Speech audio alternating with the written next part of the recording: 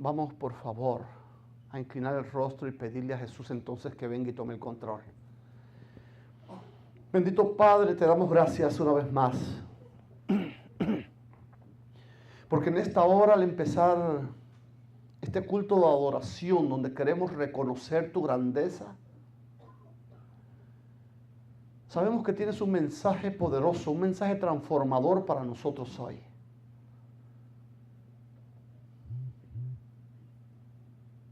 Y ahora mismo me siento que no soy el tipo indicado.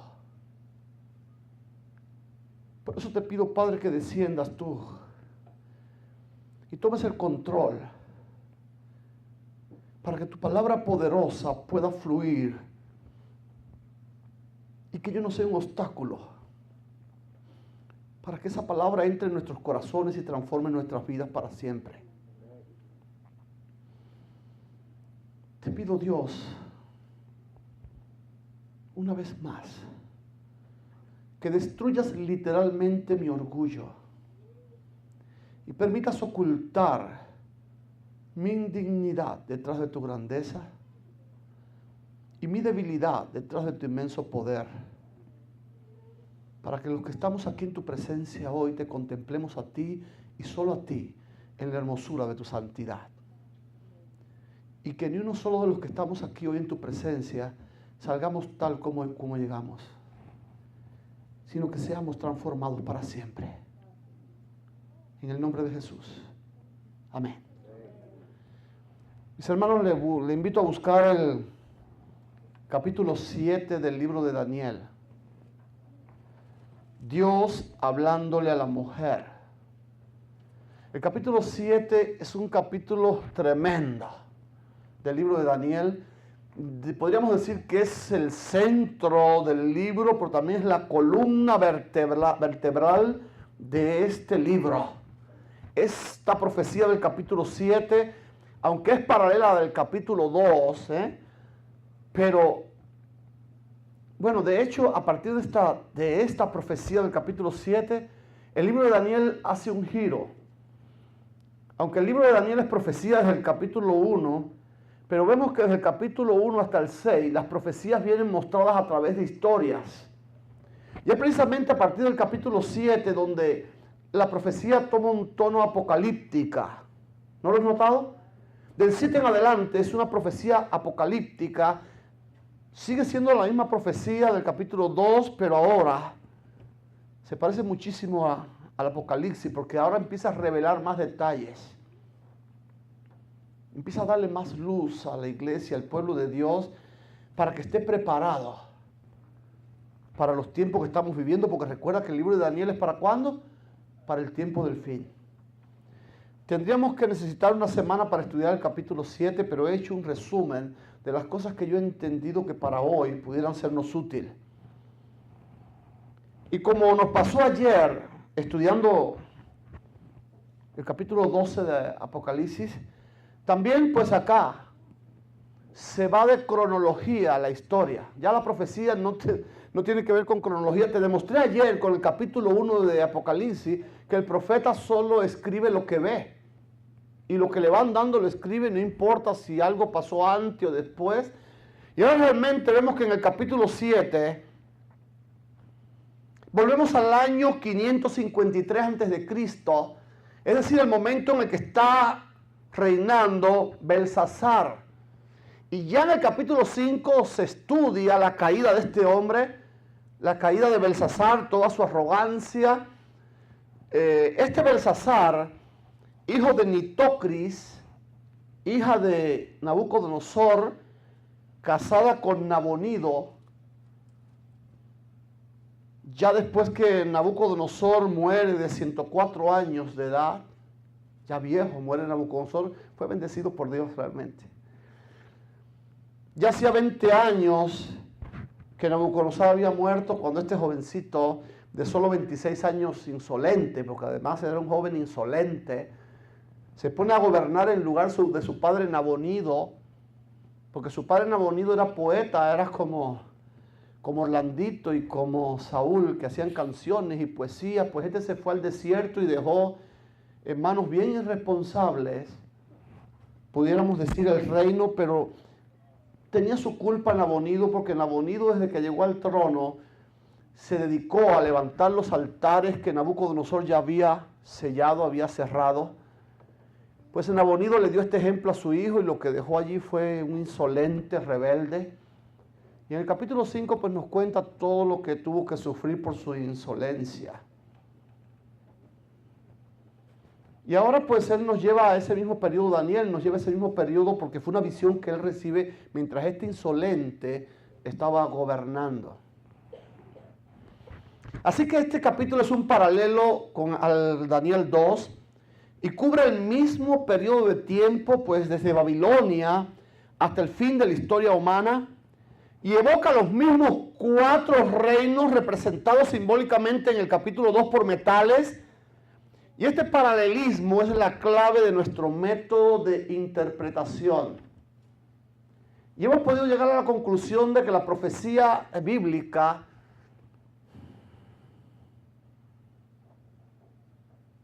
es progresiva.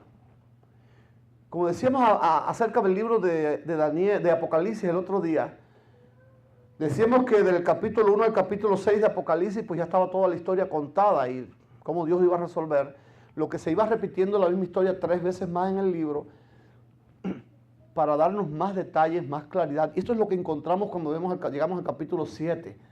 Y cuando lleguemos al sábado, por favor, vengan el sábado. Esta es la segunda vez que les advierto. No dejen de venir el sábado. No les voy a decir cuál es el capítulo que vamos a estudiar, pero vengan el sábado. Porque van a tener tanta luz de lo que está pasando y va a pasar mañana o dentro de 2 horas. Porque ese capítulo que vamos a estudiar el sábado nos da una revelación tremenda, ya llena de detalles de nuestra era hoy, de lo que estamos viviendo. Aunque hay algunas diferencias, pues en el capítulo 2, quien recibe la visión, ¿quién es? Nabucodonosor, el rey pagano. Y aquí, ¿quién la recibe? Su siervo fiel, el profeta Daniel, ¿verdad que sí? Y ahora, el capítulo 7 no es otra cosa de lo que Dios reveló. Es lo que el autor narrará, ni más ni menos. Es lo que él ve, eso es lo que escribe en el capítulo 7. Y los 4 vientos de la tierra que nos muestran ahí el versículo 2, personifican los 4 rincones de la tierra, la plenitud de la tierra. Y ese simbolismo lo podemos comprobar en Zacarías 6, 5 y 6. La profecía de Daniel del capítulo 7 incumbe al mundo entero. Nadie se escapa de la revelación de este capítulo. Así que es importante que tú logres entender lo que vamos a estudiar hoy. Podemos dividir la visión en 3 escenas sucesivas. Allí el capítulo 7 lo podemos dividir en 3 escenas sucesivas. Cada una de ellas introducida por la frase: miraba yo en la visión de la noche. Es lindo cómo Dios usa a los escritores y usa detalles dentro de la escritura para que tú te des cuenta que va a pasar de ahí en adelante a otro nivel. Y esa es la palabra clave para descifrar en el capítulo 7 las 3 secciones de esta profecía. Miraba yo en visión de la noche. Lo dice en el versículo 2, lo dice en el versículo 7 y lo dice en el versículo 13. La mención de esos animales del capítulo 7, porque ahora no son metales, ahora son animales. Un león con alas, un oso con 3 costillas, ¿recuerdan? El leopardo, la bestia aquella espantosa y terrible. Ahora ya no son metales. Ahora estos animales tienen un gran significado. En la tradición babilónica los animales simbolizaban próximos acontecimientos históricos. Y en el contexto bíblico, por ser animales híbridos, porque no hay león con ala, ¿verdad?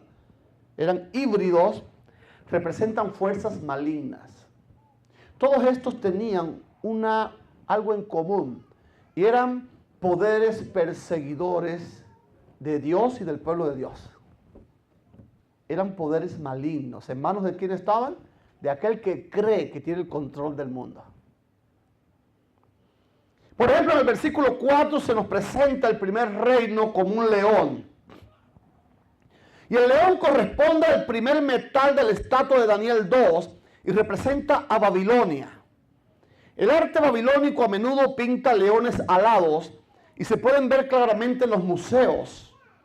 Una gran cantidad de leones alados decoraba la ruta principal hacia Babilonia y equipara la fuerza del león con la velocidad del águila y así se vuelve casi invencible. Este era el símbolo de Babilonia, un león con alas, un león feroz, con alas, imagínense. Y ahora que las alas le sean arrancadas, nos recuerda las ramas del árbol del capítulo 4, ¿recuerdas? La profecía del capítulo 4. Y las características humanas recibidas allí en el versículo 4. Vamos a buscar el libro de Daniel en el capítulo 4. En el capítulo 7, disculpen, es el que estamos estudiando. Ahí en el versículo 4 dice, la primera bestia era como un león y tenía alas de águila. Y yo estaba mirando hasta que sus alas fueron arrancadas y fue levantada del suelo y se puso enhiesta sobre sus pies a la manera de hombre y le fue dado corazón de hombre. Así que las características humanas recibidas es una alusión a la recuperación y conversión de Nabucodonosor. Este recibe, se le quita el corazón de bestia que tenía y ahora Dios lo transforma en un hijo. ¡Wow! Y eso lo puede hacer contigo Dios también en esta semana, si tú quieres. Doy gracias a Dios porque ayer ya un nuevo joven se sumó para ser parte del pueblo de Dios.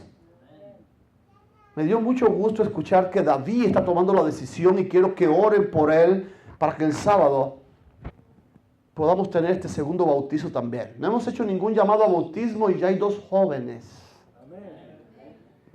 que han decidido ser parte de este pueblo que dentro de muy poco va a ser esa mujer triunfante con corona en el cielo como la vio Juan. ¿Te acuerdas cómo lo estudiamos ayer? ¡Wow! Gloria a Dios.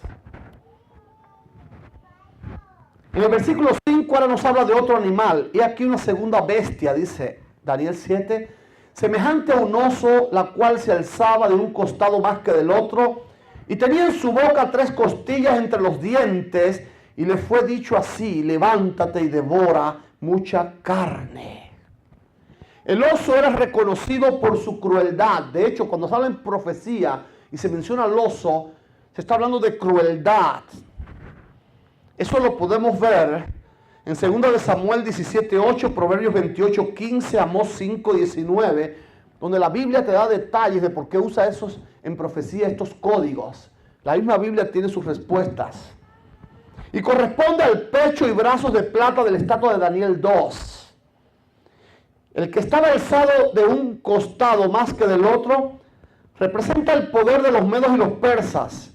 Es una dualidad de poderes y uno más fuerte que el otro. Y la historia confirma el cuadro profético, pues los persas llegaron a ser más fuertes que los medos. Y dice que este oso lleva 3 costillas en su boca y sugiere la voracidad de este imperio, la voracidad de esta bestia. Y la comida de carácter carnívoro hace eco de la postura agresiva de esta bestia. Y estas 3 costillas representan a Lidia, Babilonia y Egipto, que fueron los 3 reinos que tuvo que derribar los medos y los persas para llegar a ser un poder mundial, un imperio mundial. Ahí en el versículo 6 se nos menciona otra bestia. Vamos a leerlo. Después de esto miré, y he aquí otra bestia semejante a un leopardo, con 4 alas de ave en sus espaldas. Tenía también esta bestia 4 cabezas y le fue dado dominio. ¡Wow! Y esto corresponde al tercer reino de la estatua del capítulo 2, o el vientre de bronce, que representa a Grecia. Y las 4 alas pues intensifica la rapidez de conquista que tuvo Roma. Es increíble cómo este muchacho, un genio de la guerra, todavía hoy los grandes generales están estudiando a este señor Alejandro Magno. Increíble. Con solo 19 años ya era dueño del mundo. Con 25 años, otro de los grandes, que lo vamos a estudiar el sábado, Julio César. Un día estaba en sus conquistas y llegó a una plaza donde había una estatua de Alejandro Magno y cayó de rodillas y empezó a llorar como una niña. Y uno de sus generales le dice, ¿usted por qué llora? Dice, porque yo con 25 años todavía no soy el dueño del mundo, pero este con 19 ya lo era. Allí en el 331, en la batalla de Arbela, fue la batalla decisiva para que Alejandro venciera a los medos y los persas. Era increíble que pudiera ganar. Solamente con 5.000 hombres de a caballo. El resto andaban a pie. Cuando se paraban ante el ejército persa era increíble. Con una caballería que lo quintuplicaba. Parecía que Alejandro no tenía posibilidad. Pero no solo era el genio militar con que este joven nació. La profecía decía que en ese preciso momento, en el 331, Alejandro iba a tomar el lugar del imperio de los medos y los persas. Y Grecia vendría a jugar su papel. Ahora, las 4 cabezas que leímos representan la división del imperio en 4 partes al morir Alejandro, porque este muchacho, aunque era muy brillante y de una mente tremenda, el vicio y las pasiones lo destruyeron. La corrupción. Es la corrupción la que va a echar abajo y echó abajo a través de toda la historia los más grandes imperios. Y es la corrupción y los vicios lo que puede destruir a un alma. Aun cuando Dios lo hizo a su imagen. Lo hizo glorioso. Y a veces me duele. Me duele ver a un hombre creado a la imagen de Dios. Esclavo de un rollito de papel con picadura de quién sabe qué le pusieron. O de una jeringa o de un polvito para oler. ¿Cómo se puede degradar el hombre por la pasión y el vicio? Ahora Alejandro, con solo 32 años, muere. Y las 4 cabezas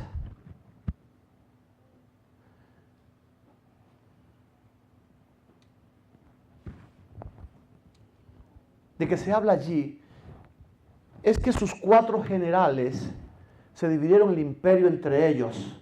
No lo heredó un hijo, no pudo hacer una dinastía. Muy jovencito el hombre,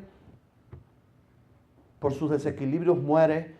Y entonces Casandro, Lisímaco, Seleuco y Ptolomeo tienen que tomar el control de todo lo que él con su esfuerzo, con su inteligencia, con su estrategia logró. Qué triste que alguien venga a heredar lo que te tocaba a ti por causa de la corrupción, por causa de la degradación humana, ¿verdad que sí? Y ahora en el versículo 7 nos habla de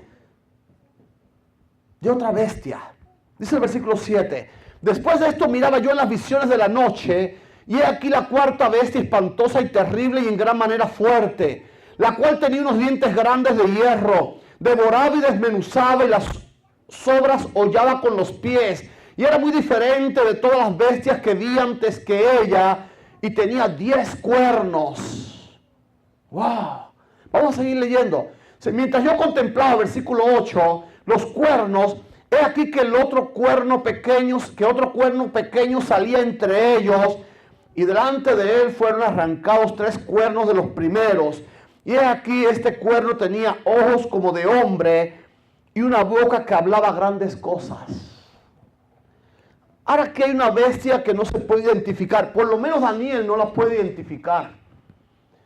Pero qué lindo, como la profecía es progresiva, a Juan sí se le explica la forma de esta bestia. Y puedes ir a Apocalipsis 13 y leer allí que esta bestia, vamos a leerlo, vamos rapidito allí, al libro de Apocalipsis, y vamos a ver para que tú veas esto que no pudo entender Daniel, cómo Juan sí lo puede explicar. Claro, estaba ya Juan es del tiempo del fin, ¿verdad? Dice allí, me paré sobre la arena del mar, versículo 1, dice Juan, y vi subir del mar una bestia que tenía 7 cabezas y 10 cuernos, ve las mismas características, y en sus cuernos 10 diademas y sobre sus cabezas un nombre blasfemo. Y la bestia que vi era semejante a un leopardo, y sus pies como de oso, y su boca como de león. ¿A qué se parece esta bestia? Esta cuarta bestia, a las otras 3.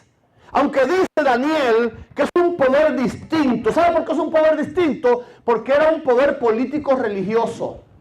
Es un poder que con apariencia de iglesia ejerce el poder político, pero que tiene las mismas características de los 3 imperios anteriores. ¿Cuáles eran los que yo les dije que tenían? Que los 3 eran, o los 4 también, sumando ya a este, que los 4 son perseguidores de Dios y del pueblo de Dios.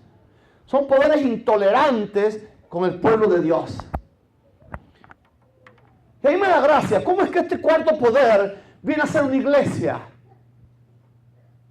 Eso siempre me ha impactado. Miren para que ustedes vean. Satanás es un vencido, es un siervo, es esclavo. Él no se crea rey. Miren qué cosa linda. Dijimos que eran poderes malignos porque eran fieras híbridas, ¿se acuerdan? Así que estaban en poder del otro, del que se cree rey. Ahora este ser levanta al imperio de Babilonia para perseguir al pueblo de Dios y destruirlo.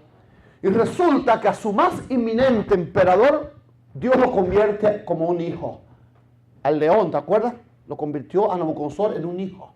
De una bestia y su hijo. Satanás se siente frustrado y levanta un segundo imperio.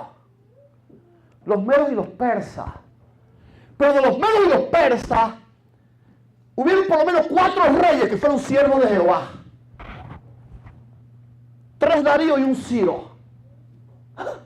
Y la misma Biblia nos habla de este Ciro el grande, donde el mismo Dios le llama mi Mesías. ¿Sí? Así le habla a Jehová a su ungido Ciro, dice Isaías 45, 1 y 2. Así que fue su ungido, su Mesías, el instrumento para libertar a su pueblo.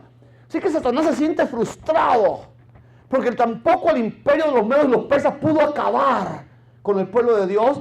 Y entonces levanta a Grecia.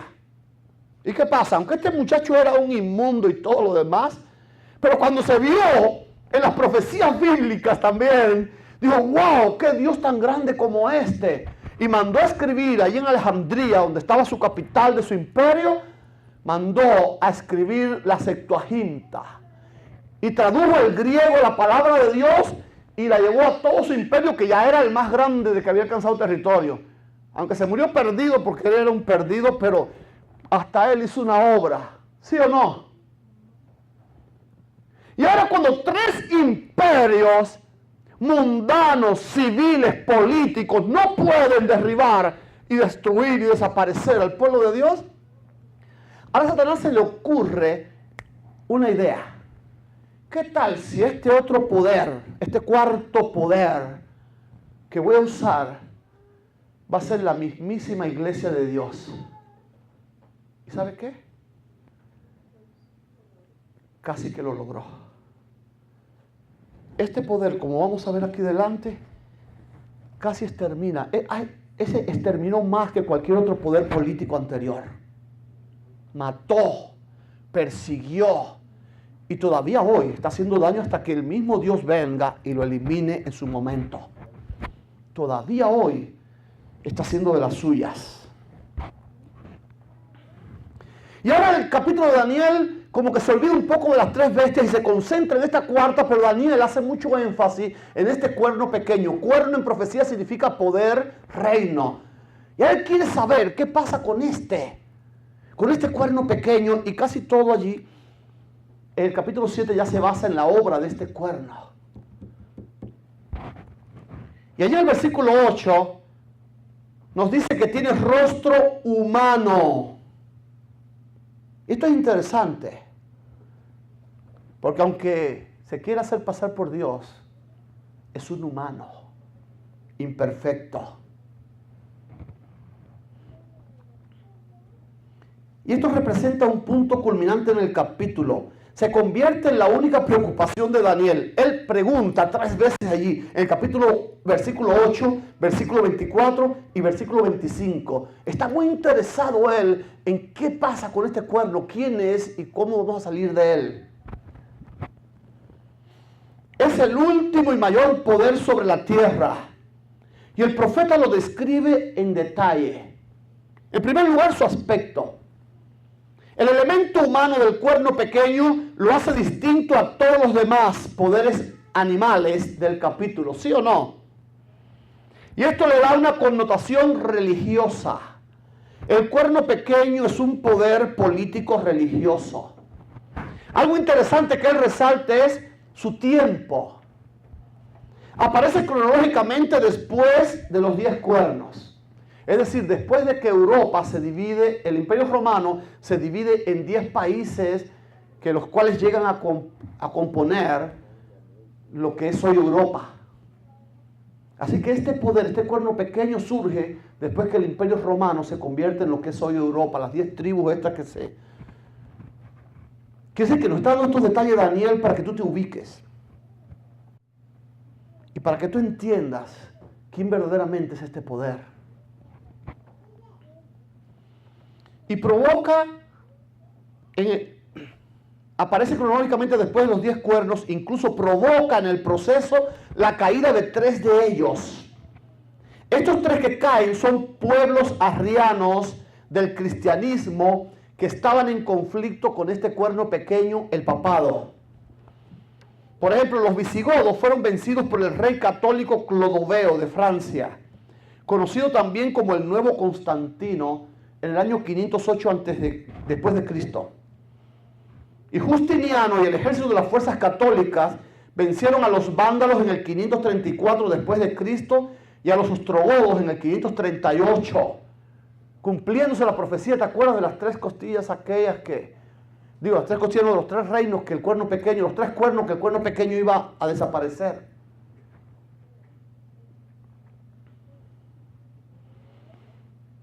Y la península itálica a partir del 538 pues está libre y el catolicismo podía alcanzar su plenitud ahora tanto en lo político como en lo religioso. Y la tercera cosa que hace énfasis Daniel son sus acciones. Ya vimos su aspecto, el tiempo de su aparición, la obra que iba a realizar. Ahora vamos a ver sus acciones más en concreto. Si el cuerno pequeño dirige sus ataques ahora contra Dios y su pueblo. Este poder religioso ahora se vuelve contra Dios y contra sus fieles. Y lo encontramos allí en Daniel 7:25. Vamos a leerlo. Daniel 7:25 nos dice de esta manera. Y hablará palabras contra el Altísimo y a los santos del Altísimo quebrantará y pensará en cambiar los tiempos y la ley y serán entregados en su mano hasta tiempos y medio tiempo. Wow, en primer lugar, dice que hablará palabras contra el Altísimo. ¿Quién es el Altísimo? Dios. En segundo lugar, oprimirá a los santos contra su pueblo. Y número 3, tratará de cambiar los tiempos y las leyes establecidas en contra de Dios. Y los santos les serán entregados por un periodo de tiempo. Es decir, tiempos y medio tiempo. Cuando analizamos esta situación, ¿qué poder religioso fue el que pudo lanzar un ataque? ¿Por qué es que se puede hacer un ataque contra Dios? ¿Contra Cristo se puede hacer un ataque? Pues sí lo hizo. ¿Sabe cómo lo hizo? La muerte de Cristo en la cruz por ti y por mí fue lo que garantizó nuestra salvación. Pero solo era el comienzo de la obra que Cristo debía realizar. Él vino aquí a esta tierra y vino como ofrenda. Es interesante cuando tú ves y analizas el santuario del desierto, el que Dios mandó a construir, le dio un modelo a Moisés, y ese modelo es el santuario que está en el cielo. Ahora, el santuario del cielo no tiene un departamento que tiene el santuario de la tierra. ¿Sabes cuál es? El atrio. El santuario del cielo no tiene atrio. Eso simbolizaba que Jesús tenía que morir aquí, tenía que venir a morir. Él no podía hacer su sacrificio allá en el cielo. Él tenía que venir aquí y morir por nosotros. Y luego entonces, como dice Hebreo, entonces sí ahora, después de venir como ofrenda aquí, ahora entrar como sacerdote al santuario celestial, como dice Hebreo, no con sangre de machos cabríos ni de toros, sino con su propia sangre. ¿A qué? A interceder por nosotros, a terminar la obra. Y ahí está Jesús como único intermediario entre los hombres y Dios. ¿Cuál fue el ataque de esta iglesia, de este poder político religioso? Pues sencillamente está desviando de la mente de los hombres el valor de lo que Cristo está haciendo en el cielo. Si usted peca, por favor, aquí estamos sus ministros, confiéseme y yo lo absuelvo. Io te absolvo, en latín. ¿Quién es usted? Me gustó, tengo un amigo muy grande que amo mucho en esta zona y estaba hablando de este tema cerca con una familia y me gustó cómo él manejó la situación. Mi amigo le dice a su hermana, le dice, ven acá, si yo le robo 1,000 pesos a mi cuñado, a tu esposo, ¿cómo es que voy a venir a donde estás tú a pedirte perdón a ti? Debería ir a pedirle perdón y devolver lo que robé, al que afecté, al que ofendí. Dice, de la única manera que tengo yo que venir a ti es si tú vas a pagarme esos 1,000 pesos y le vas a decir a aquella persona, mira, ahí están los 1,000 pesos que te dañó, por favor, no lo mires mal, ya, perdónalo. Ahí está el dinero que te robó. Pero eso no lo hacen esos líderes. Y entonces ponen a los santos que son muertos. Sí, los santos fueron gente que... Yo tengo un libro allí, La vida de los santos, un libro católico, y lo estoy leyendo porque son vidas interesantes, gente que... Pero lo lindo es que este poder mató a esa gente y después lo hizo santo. Ellos mismos lo mataron, todos esos mártires fueron de sus manos. Y ahora lo levantan como tu intercesor ante el cielo, un muerto. ¿Puedes tú pedirle algo? Bueno, tú puedes pedirle algo a un muerto, pero ¿te lo podrá dar? Mira, yo soy un poco codo, pero si necesitas $50, mejor ven a mí, no al cementerio. Porque es posible que me convenzas y yo te los preste o te los regale. Pero imagínate tú si vas a una tumba a pedirle a un muerto por tu problema. ¿Podrás hacer algo? Aun cuando la Biblia dice que los muertos nada saben. ¡Wow! Y ahora entonces se ha echado por tierra el poder intercesor de Cristo y mucha gente, pobrecitas. Sí, pobrecitos digo. Porque se han ido detrás de esa mentira y están ignorando que todo el poder del universo está a tu disposición a través de Cristo Jesús y se están yendo detrás de toda esa mentira. Ese ha sido el ataque más atroz contra Cristo y su verdad y la obra que está haciendo por nosotros. Y la segunda obra es este asunto de perseguir al pueblo de Dios y la historia lo confirma. Estaba hablando con un hermanito católico que no sabía ni que había Biblias en español, pobrecito. Le regalé una ya. Y le digo, ¿no sabes qué fue la Inquisición? Me dice, no sé. No sabe. ¿Saben ustedes lo que fue el Gran Chasco? Conoces tu historia. Entonces, ¿cómo tú me vas a decir a mí que eres de esa iglesia si no conoces la tuya? En la Edad Media, lo que se conoció como la Era Oscura, desde el año 538 hasta el 1798, la Iglesia Católica persiguió y mató a los fieles hasta por tener una Biblia. Y la mayor confirmación de eso, puedes buscarla en Google y busca allí Juan Pablo II pide perdón, para que tú veas cómo él pide perdón por los errores de esa iglesia en aquel tiempo. Lo triste es que puedes buscar a Benedicto XVI respondiendo a esa actitud humilde de Juan Pablo II. cuando él era el inquisidor, no era el papa todavía, era el inquisidor, porque todavía existe la Inquisición, yo quiero que tú sepas. Él era el inquisidor allí en el Vaticano cuando Juan Pablo era el papa. Y cuando le preguntan a él, porque realmente el mundo se conmovió al ver a Juan Pablo II pidiendo perdón por los errores de aquellos tiempos de la iglesia, donde persiguió y mató. Y ahora llaman a este soberbio, porque es un soberbio el que lo sigue, después como papa. Y pueden buscarlo en Google. Él dice, la Inquisición no fue un error. ¡Wow! ¿Cómo se atreven? Cuando ya la historia registra cuántos mártires, mató más que todo el poder ateo que vino antes de él. Y dice, no fue un error, sino que mostró el verdadero carácter de la iglesia. Él mismo se condenó, porque mostró el verdadero carácter de esta iglesia. La Inquisición.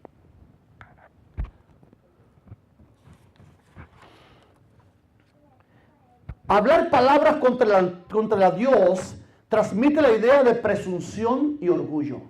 ¿Sí o no? El espíritu de Babel se ha encarnado en este poder, cuyo objetivo es usurpar a Dios. Y de eso hemos hablado ya los días anteriores. Pero su arrogancia va más allá. Procura reemplazar a Dios en el ámbito de la historia, incluso.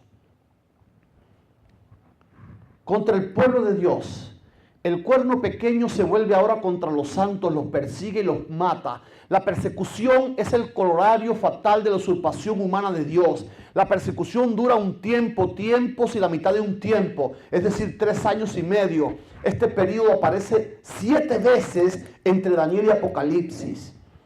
Aparece como 42 meses, como 1260 días, o como tiempos y medio tiempo, pero es el mismo periodo del que se está hablando.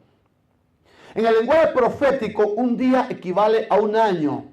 Y partiendo del año 538 después de Cristo, año en que se estableció plenamente el poder del cuerno pequeño, año en el que Gregorio Magno se convierte en el primer papa que acumula funciones políticas y religiosas.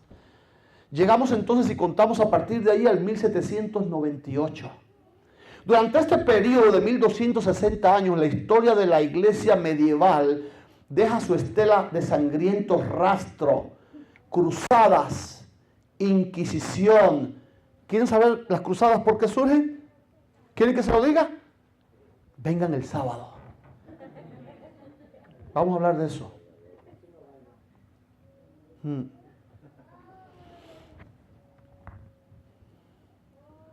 La masacre de San Bartolomé, la guerra de los 30 años, etcétera. Cualquiera hayan sido sus víctimas, porque no solo murieron pueblo de Dios, es cierto, con toda la historia murió otra gente también, pero lo cierto es que los santos siempre estuvieron como el objetivo fundamental y la mayoría de los que perecieron allí. En 1798, cuando debía cumplirse esta profecía, el ejército francés bajo el general Berthier invade Roma, captura al Papa y lo deporta. Francia, la que una vez se llamó la hermana mayor de la iglesia, fue la que despojó al Papa de sus prerrogativas. Un día estaba estudiando con un católico de los que sí estudian, ¿oíste? Me metí en su casa, en un cuartico, y las 4 paredes estaban llenas de libros a todos lados, y un amigo me dice, ven que te voy a traer para que estudies con alguien que se puede estudiar. Y cuando tocamos este tema, me dice, no. Esa profecía no me sirve. Digo, ¿por qué no? Dice, porque no fue ese el motivo. Digo, ¿cuál fue el motivo? A ver. O sea, el motivo es que este papa que estaba reinando en Roma, en ese tiempo, excomulgó, ¿lo digo? ¿Hay alguno de esos por allí? A los jesuitas. Este papa excomulgó a los jesuitas porque declaró que los jesuitas no tenían que ver nada con fe, ni con la misión de la iglesia. Imagínense, ellos que estaban corrompidos, ¿cómo pudo evaluar a aquel otro? Lo que él no sabía era que los jesuitas ya tenían el control sobre el mismísimo emperador. aquel casi dueño del mundo, Napoleón Bonaparte, ¿te acuerdas? El mismo Napoleón en varias ocasiones llegó a decir, los jesuitas no son una organización religiosa, son un ejército con un general al frente. Y lo atraparon y lo obligaron a tomar esta medida. Y el hombre, el católico, es el que me está contando eso. Y digo, qué bueno que me das estos elementos, no conocía que era así. Pero de todas maneras, se cumplió la profecía. ¿Sí o no? Y Dios dijo que en el 1798 se acababa el poder papal y se acabó. Ahora te agradezco todos estos elementos que me das, porque ahora sé que hay que cuidarse mucho más de aquellos. Pero lo cierto es que la profecía se cumplió. ¿Ok? Ahora su identidad, aunque ya le hemos mencionado, Daniel insiste en esto. Es un poder político bajo la apariencia de la iglesia. En nuestra era ecuménica, esas acusaciones parecen injustas. ¿Puedes ver los discursos del Papa en la ONU? ¡Wow! Los más tiernos, los más pacificadores. Pobrecito Trump. Cuando el Papa los regañó y le dijo, no hagas un muro, no son tiempos de crear muros, sino puentes. Fueron las palabras que usó este tierno padre que tenemos allá. O tienen algunos. Soy huérfano.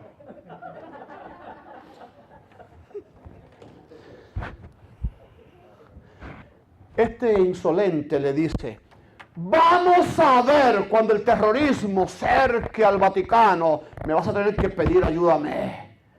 Este está loco, es que pobrecito. Este es más burro que el de Venezuela. ¿No se da cuenta que el mundo está lleno de guerra entre musulmanes y cristianos? Y si los musulmanes fueran tan, no sé qué, tan inteligentes, y sí lo son, ¿por qué no atacan el Vaticano, que es la cabeza del cristianismo? El mundo no se da cuenta que todos esos ataques terroristas se están formando, creando desde el Vaticano.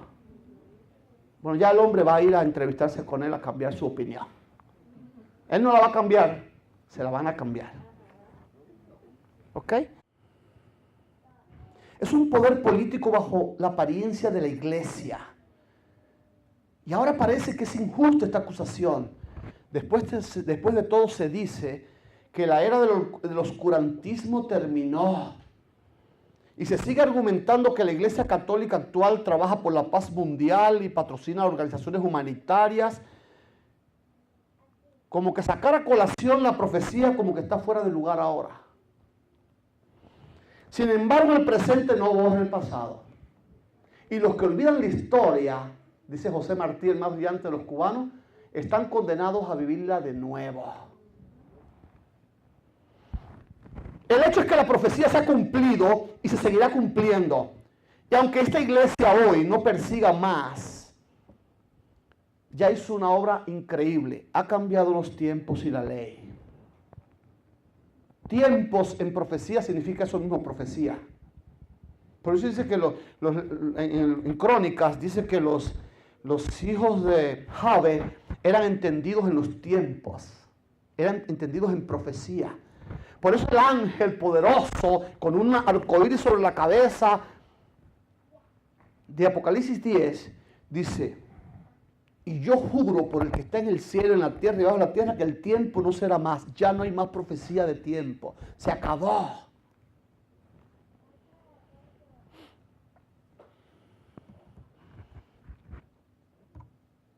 Aunque la iglesia no persiga más, eso no importa. La historia lo confirma que lo hizo. Y ha cambiado los tiempos y la ley. Y no tiene la más mínima intención de cambiar esto. Porque si estuviera arrepentida, ¿por qué no vuelve a poner el día de adoración mundial el sábado? ¿Y por qué no le cambia sus teólogos la aplicación de sus profecías a aquel pobre que es un niño de meses, un bebé antes de este poder, aquel descendiente, Antíoco Epifanes, descendiente de Seleuco? ¿Por qué no cambia la profecía y dice, no, la profecía no habla de esa gente, habla de nosotros y nos arrepentimos?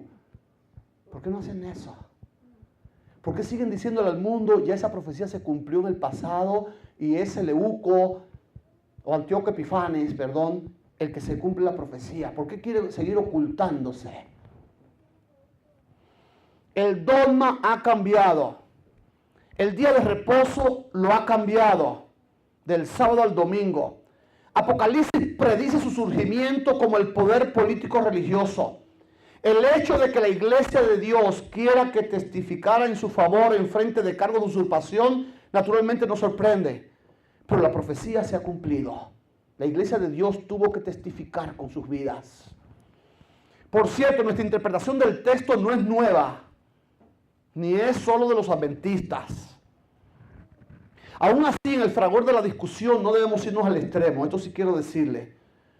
Es la iglesia católica romana la que denuncia el profeta, no al creyente, ni al individuo que pertenece o asiste a esta iglesia.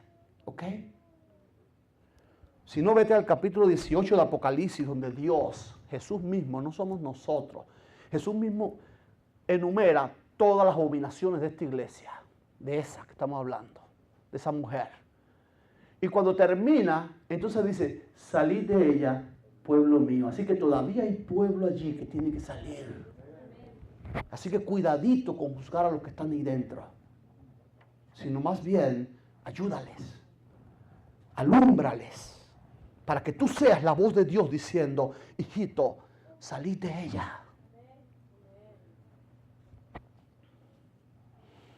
La profecía bíblica arroja luz sobre acontecimientos históricos y debemos aceptar la verdad con coraje y honestidad.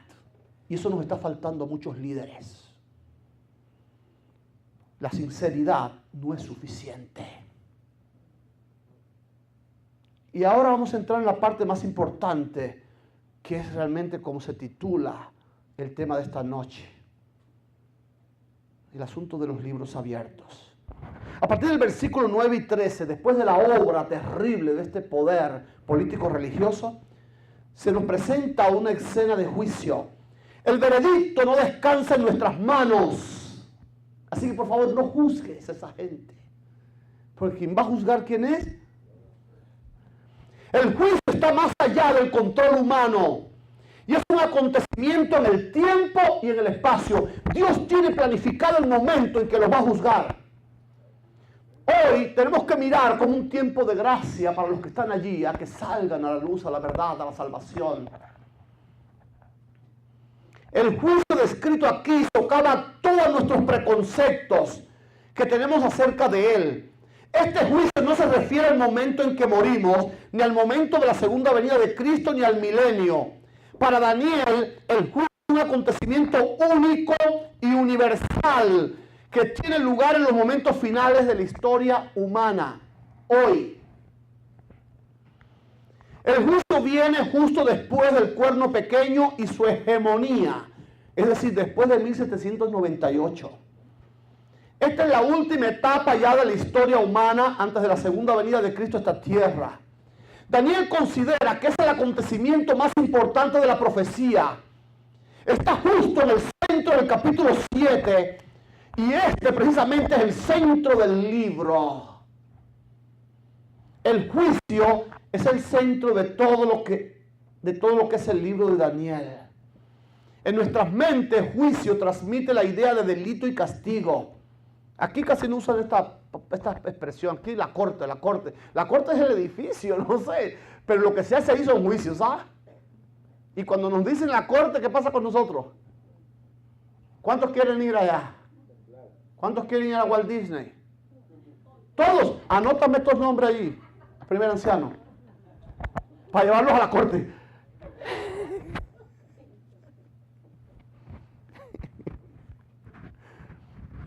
En nuestras mentes, el juicio transmite la idea de delito y castigo. Inspira temor y aprehensión.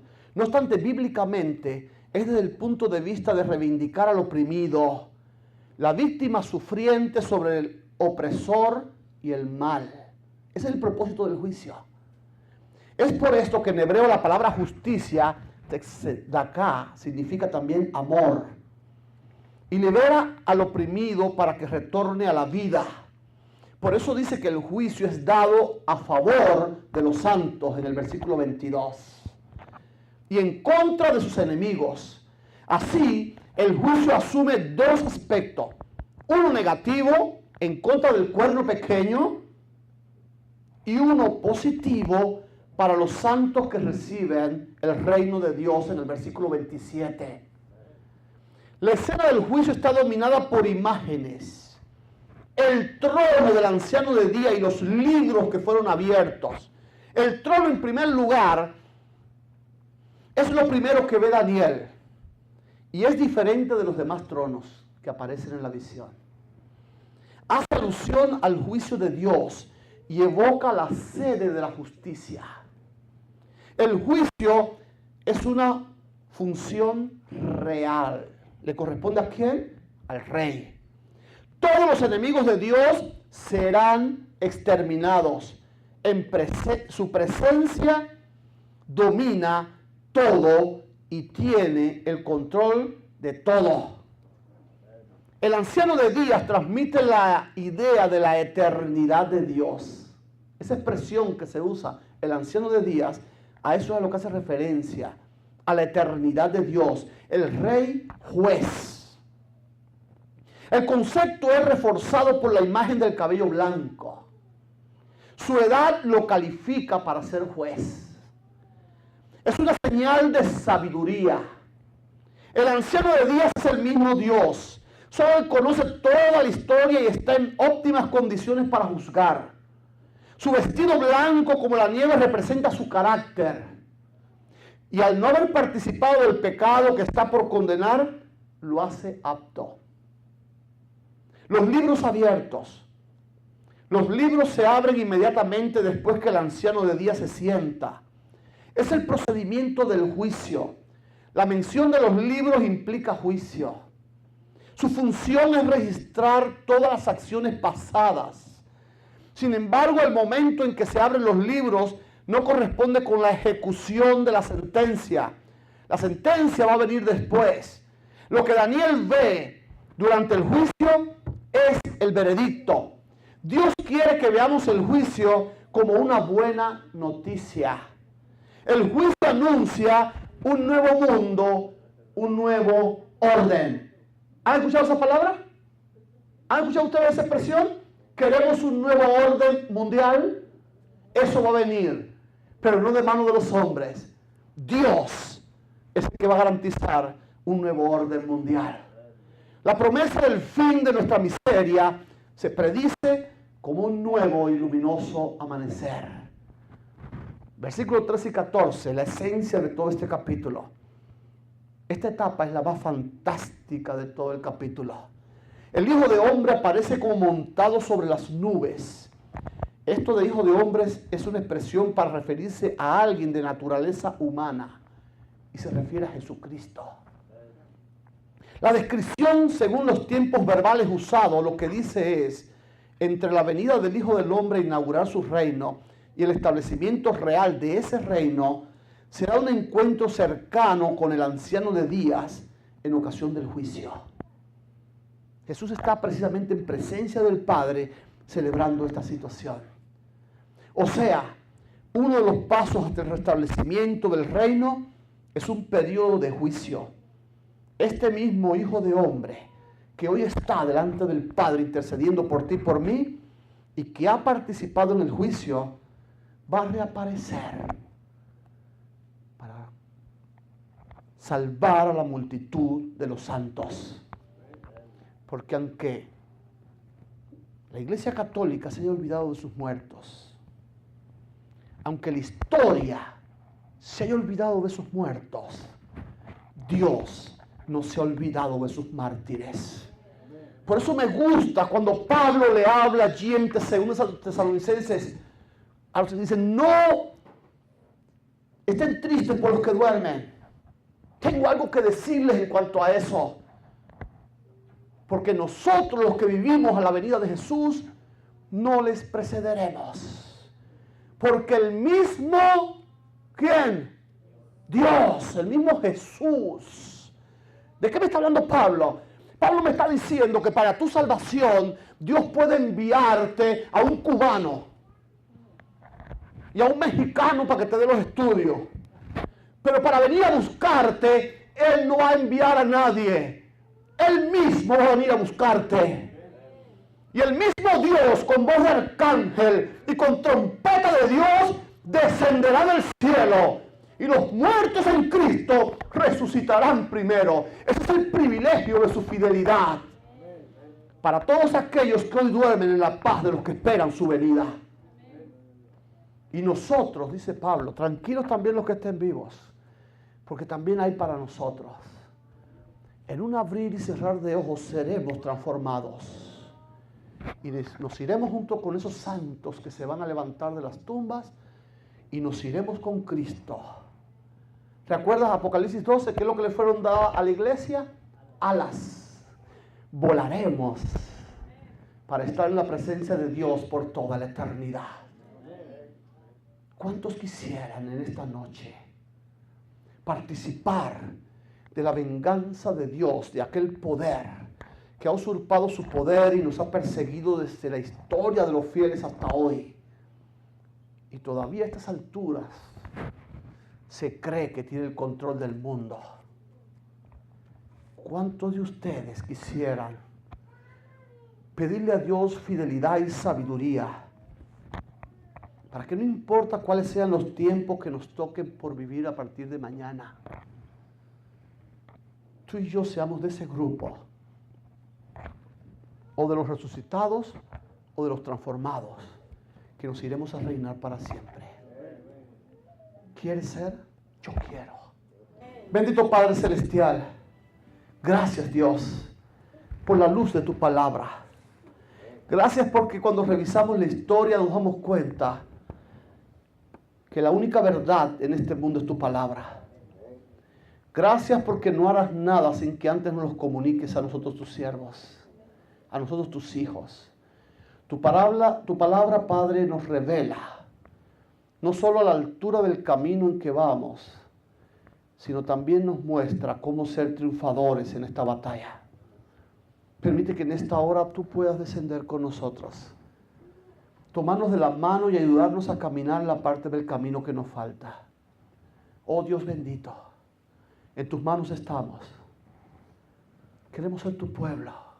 Nos hemos puesto de pie diciéndote, Padre, no importa, aunque se desplomen los cielos, creemos en tus promesas y creemos en esa visión donde nos adelantaste en el capítulo 12 de Apocalipsis, donde Juan vio a la iglesia de Dios en el cielo y con una corona. Y queremos estar allá contigo y reinar por la eternidad. Oh Dios bendito, guarda en tu amor a los que nos hemos puesto de pie. Pon un cerco de protección a nuestro alrededor, de nuestros hogares, de nuestros planes, de nuestros sueños. Y permite, Padre, que cada uno de los que hemos estado aquí en presencia de Dios, y aquellos que nos están viendo en cualquier país del mundo, en cualquier lugar, y también están tomando su decisión de ser pueblo de Dios, permite que tu bendición nos tome, que tu gracia nos alcance, que tu misericordia nos sea suficiente, y que mañana regresemos con gozo